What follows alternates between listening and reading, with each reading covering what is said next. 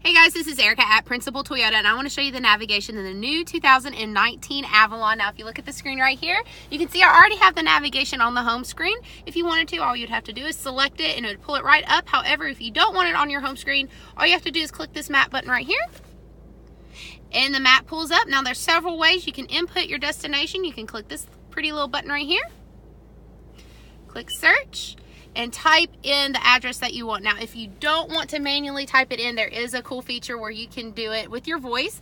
Watch this. Take me to an address.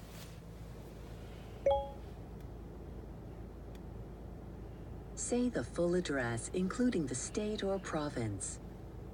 7370 Winchester Road, Memphis, Tennessee.